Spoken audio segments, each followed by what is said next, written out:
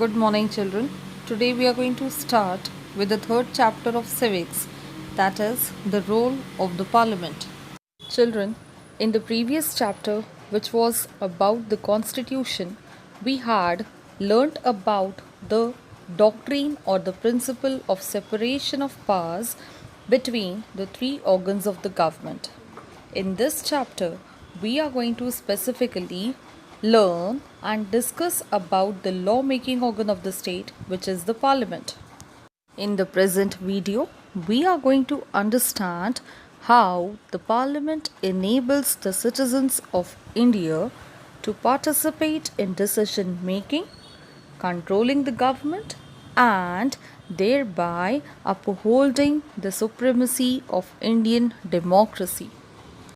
We are well acquainted with the fact that during the colonial era, the citizens of India were somehow on the suppressed side of the British, and the lives of the people by large depended upon the rules and regulations made by the British. And the struggle for independence from the oppressive and despotic rule of the British was quite long and difficult. It actually contributed towards a struggle that witnessed the people from different backgrounds, regions, classes, etc., coming together due to their faith and trust in the principles of liberty, equality, and fraternity, as a result of which India finally gained independence on 15th of August 1947, pursuant to which there was the formation of the Indian National Congress. Now, the nationalists started or began to criticize the various policies of the British government and started laying forward certain demands. One such demand comprised of the inclusion of representatives in legislature with the right to discuss the budget. The British, in order to secure or prevent the ever increasing demands from the nationalist front, introduced several changes with the idea of involving Indians into the administrative structure of the British government, and that is why there were various legislations enacted by the British to overhaul the system of administration in India. These included the Indian Councils Act of 1861, which made an important step into the constitutional history of India, as it led to the beginning of representative institutions by associating Indians with the law making process. The next was the Indian Councils Act of 1892, which is decidedly an important milestone on the road that led to the establishment of parliamentary form of government in India. This act was a resultant of the perception on the part of the British that it would be very difficult to secure the government in India without the cooperation of Indians. And that is why it was by virtue of the enactment of Indian Councils Act of 1892 that the British introduced or it conceded or accepted to the principle of elections in India.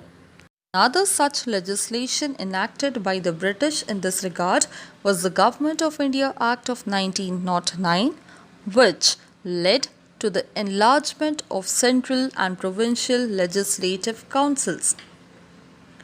After that, the British also enacted the Government of India Act of 1919, in accordance with which the British introduced the system of double government or diarchy, also known as dual government or partial responsibility in India.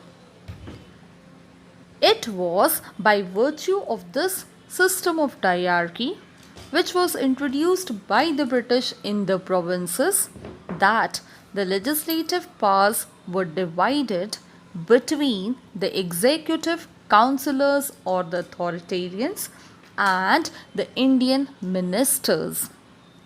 These included the reserved subjects and the transferred subjects. While the reserved subjects were under the direct control of the British governor in the province, the transferred subjects like health, education, welfare, etc. were given to the Indian ministers.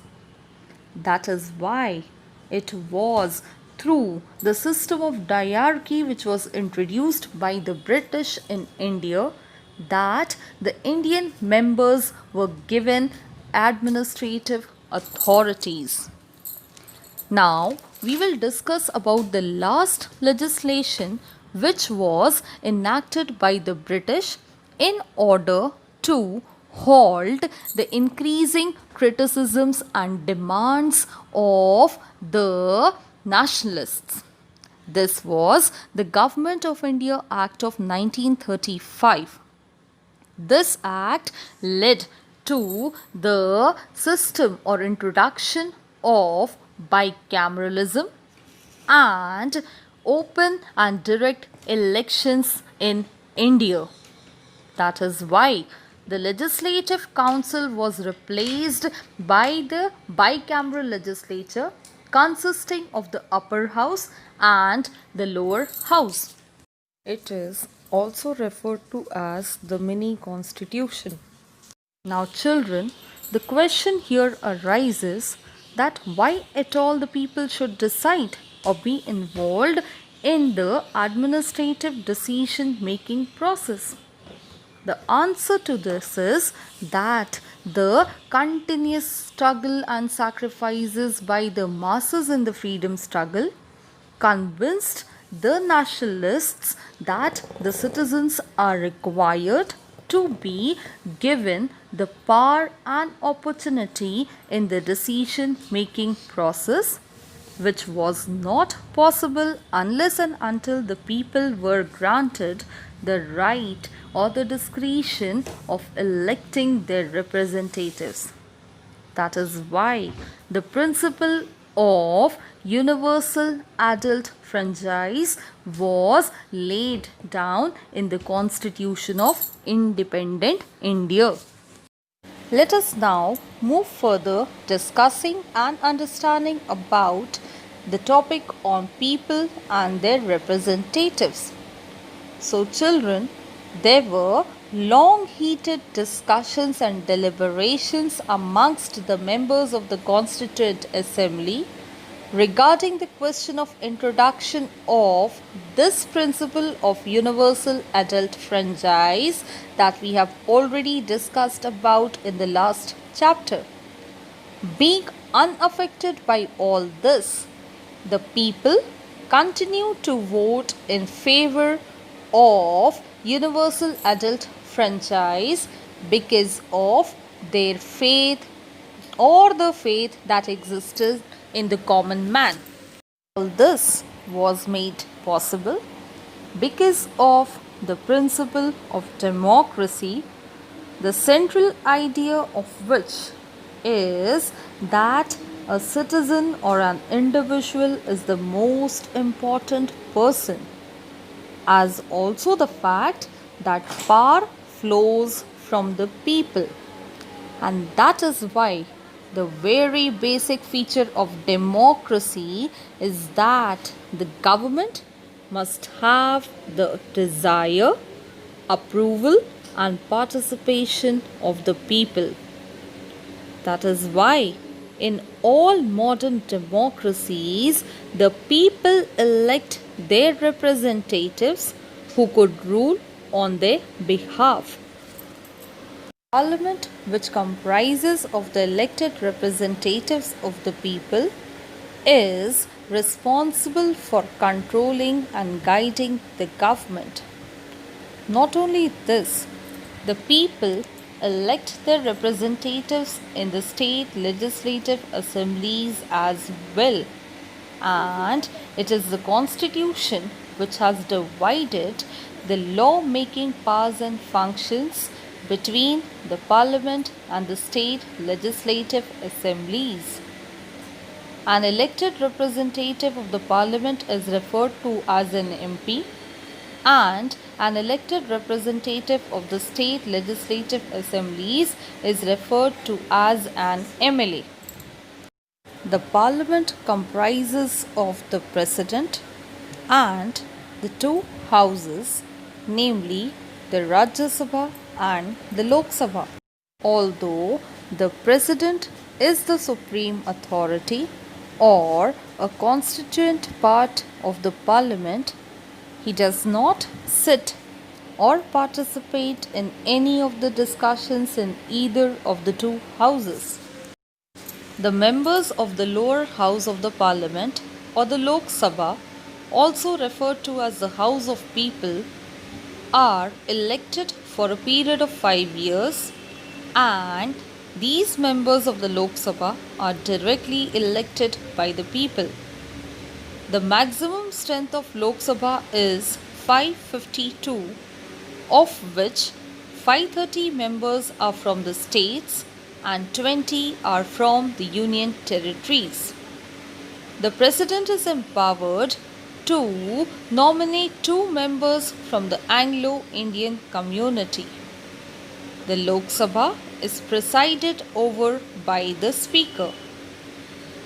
The upper house of the parliament, also referred to as the Council of States, is the permanent house of the parliament. Its members are elected for a period of 6 years, and the maximum strength of Rajya Sabha is of 250 seats of members, of which 238 seats are reserved for the state and union territories, and 12 members are nominated by the president. The Rajya Sabha is presided over by the chairman or the vice president. Okay, children, with this, we will now wind up for today. Thank you.